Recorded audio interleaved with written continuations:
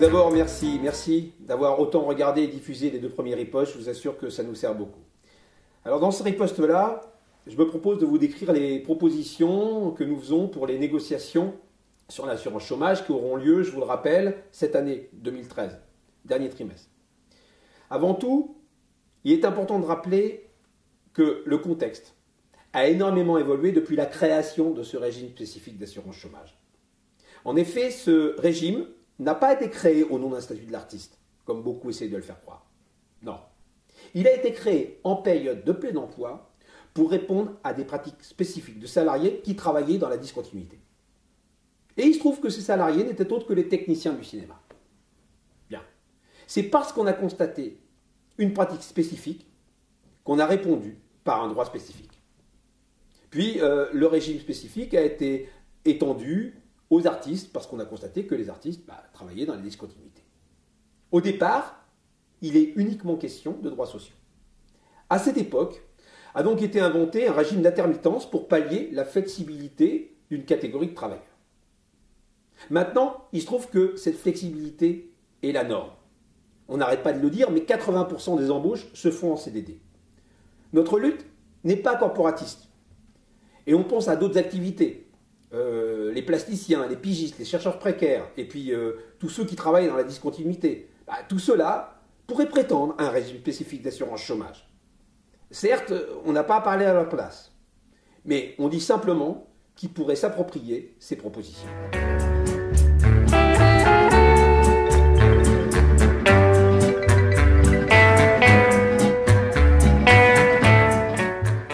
Alors, dès 2003, c'était certes une force de contestation, mais on a voulu aussi être une force de proposition. Alors on a travaillé pendant plusieurs mois sur un nouveau modèle d'indemnisation. Et puis, on s'est réunis au sein du comité de suivi à l'Assemblée nationale. C'est quoi ce comité de suivi? Eh bien, c'est un groupe de travail qui a été réuni pour élaborer des contre-propositions. Et ce qui est intéressant, c'est que on n'était pas chacun dans notre coin en train de faire nos propositions, on était ensemble. Donc c'était une vraie force politique. Vraie force politique qui réunissait à peu près tous les concernés du secteur.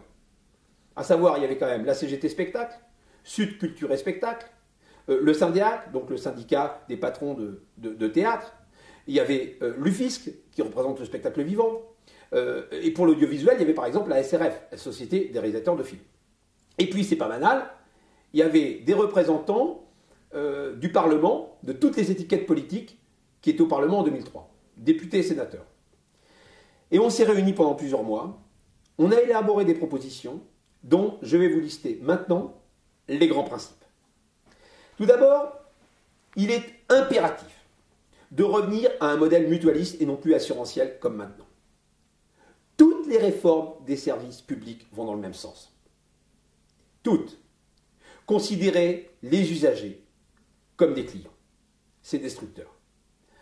Parmi de nombreux exemples, on a vu la réforme de la santé qui a été dénoncée par les premiers concernés. Cette réforme a considéré l'hôpital comme une entreprise. Et bien de même, depuis 2003, on nous considère comme des clients d'une assurance.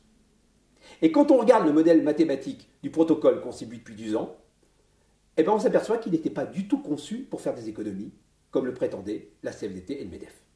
Non. Il a été conçu pour éliminer des gens. Il a été conçu pour précariser davantage les plus fragiles. Ce modèle a été pensé pour des salariés qui travaillent beaucoup et qui sont bien rémunérés. C'est le monde à l'envers. Ce sont les exclus du régime qui financent les esthétiques de luxe des salariés à haut revenu. Eh bien, c'est inacceptable. À partir du moment où vous êtes éligible, vous le savez bien, vous percevez une enveloppe de 243 jours. Eh bien, nous revendiquons le fait que certains ne doivent pas percevoir une seule de ces allocations, pendant que d'autres ne doivent plus être exclus et davantage précarisés.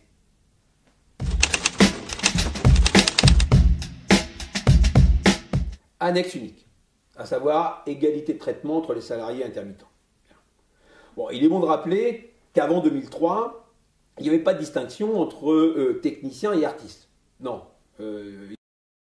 Entre audiovisuel et spectacle vivant. annexe 8 audiovisuel, annexe 10 spectacle vivant. Par exemple, un régisseur de théâtre et un comédien de théâtre dépendaient tous les deux de la même annexe, l'annexe 10. Et puis, ça part d'un principe simple. À pratique égale, régime spécifique égal. Les techniciens sont en tournée avec les artistes, ils sont sur les tournages avec les artistes. Et puis, le régime, au départ, a été pensé pour eux. En plus, toutes les études montrent qu'il y a énormément de porosité entre les deux annexes. Je veux dire, il y a de la mobilité entre les techniciens et les artistes. On n'est pas que artiste ou que technicien. Non. Par exemple, si vous prenez un metteur en scène qui, sur son contrat suivant, est engagé comme assistant metteur en scène, eh bien, il va passer de l'annexe 10 à l'annexe 8. C'est aberrant. Et souvent, il ne le sait même pas, et ça va pouvoir le piéger. Et puis, la séparation qu'ils ont mis en place en 2003 entre artistes et techniciens est une division très dangereuse. Elle a été pensée pour éventuellement supprimer purement et simplement l'annexe 8. Même la Cour des comptes en parle.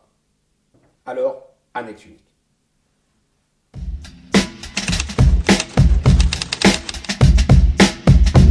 Date anniversaire. S'il n'y avait qu'une revendication, ce serait celle-là. Revenir à un principe mutualiste. Pour ça, il faut rétablir d'urgence la date anniversaire. Recherche des 507 heures sur 12 mois.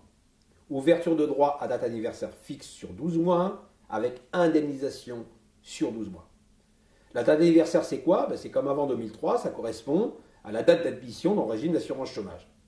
Et puis, chaque année, à cette même date, on regarde si vous avez fait vos 507 heures et vous êtes éventuellement renouvelé pour une période de 12 mois.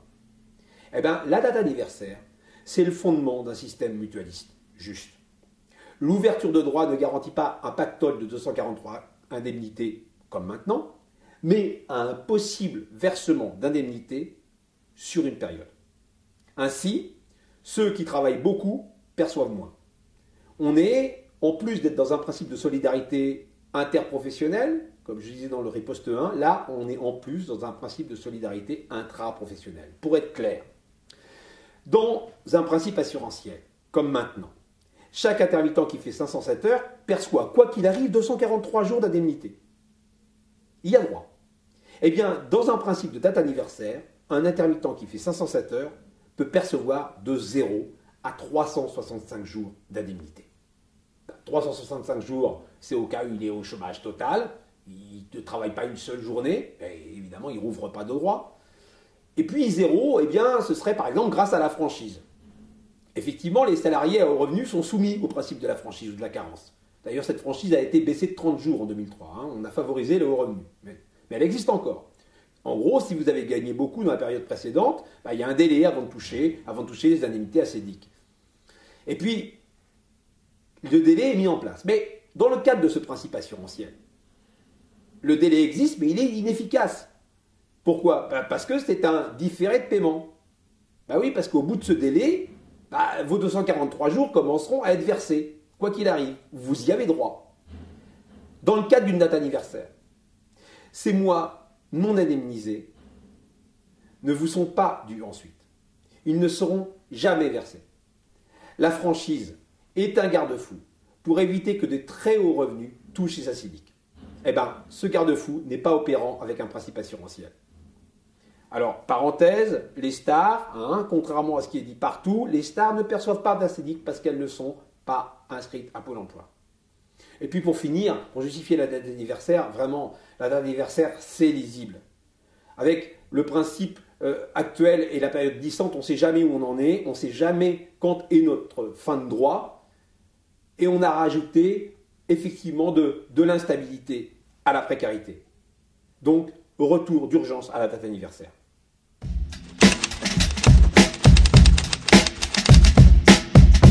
Plafond de cumul salaire plus indemnité.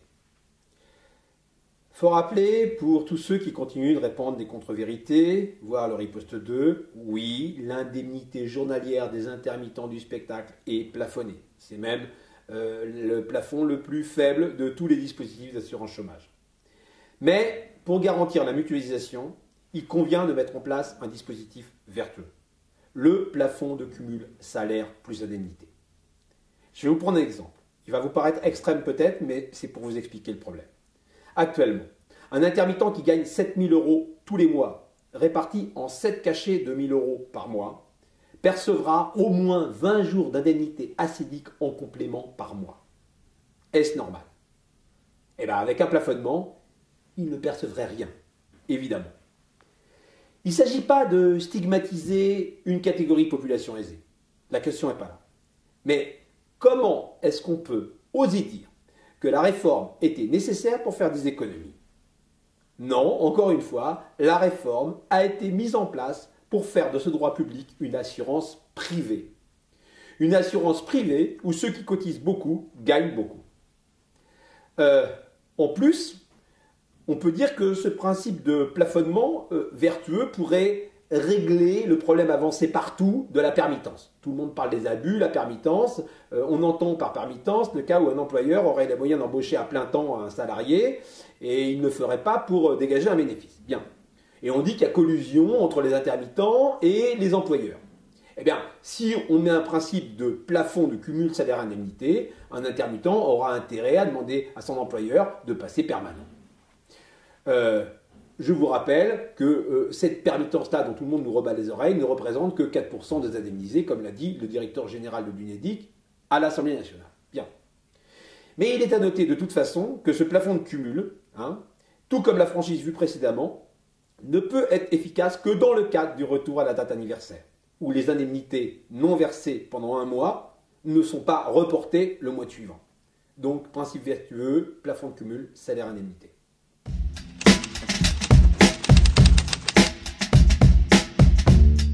Alors, pour le reste, les propositions sont très très importantes, mais elles sont trop longues pour être détaillées. Mais je vais vous en faire la liste.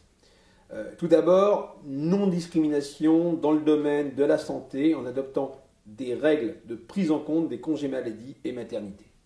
C'est effectivement insupportable de voir des malades, des femmes enceintes perdre leurs droits au moment où évidemment elles en auraient le plus besoin. Ensuite, prise en compte d'un certain nombre d'heures faites au régime général. Actuellement, il est difficile d'accepter un travail qui dépend du régime général sous perte de perdre ses droits. C'est stupide. Bon.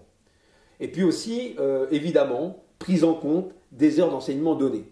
Actuellement, qu'est-ce qui se passe? Les techniciens qui dépendent de l'annexe 8, eh bien, il n'y a aucune heure qui est prise en compte. S'ils font de la formation, toutes les heures sont comptées au régime général et ils risquent de perdre leurs droits. Et puis, pour les artistes, l'annexe 10, eh bien, seules 55 heures, et dans certaines conditions seulement, sont prises en compte. Et alors, comment un gouvernement peut-il prétendre faire une politique d'art et de culture et d'éducation avec une telle mesure?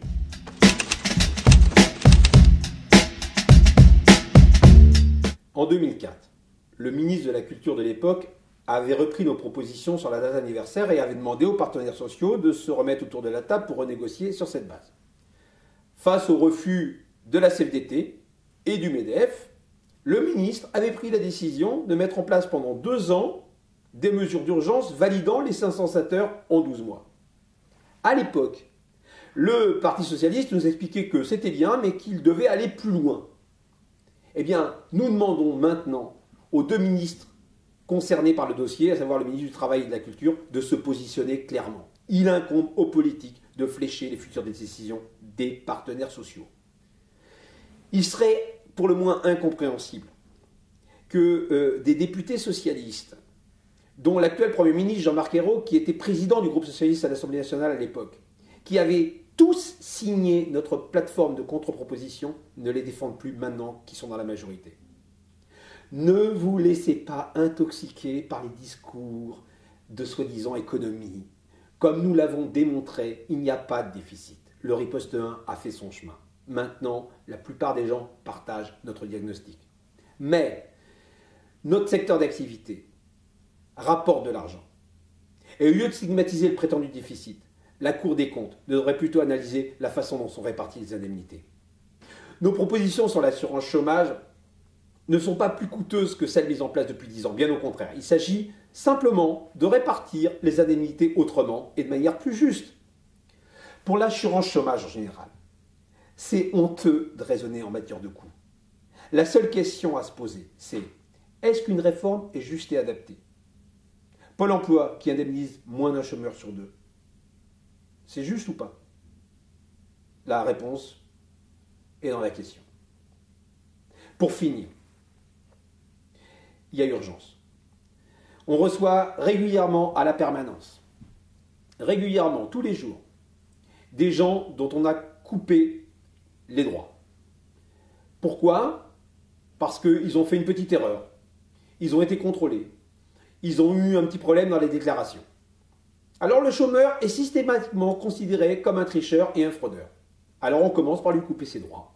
Et puis il doit prouver qu'il a raison. C'est le renversement de la preuve. Pôle emploi doit de manière urgente arrêter cette politique qui précarise tous les jours davantage. L'histoire de Jamal Char, ce chômeur qui s'est immolé par le feu devant une agence Pôle emploi à Nantes, c'est exactement ça. Cet homme n'aurait jamais dû perdre ses droits. Jamais. Une solution aurait pu être trouvée très facilement. Comme nous aimons à le rappeler, il y a vraiment nécessité de passer d'une société de défiance à une société de confiance.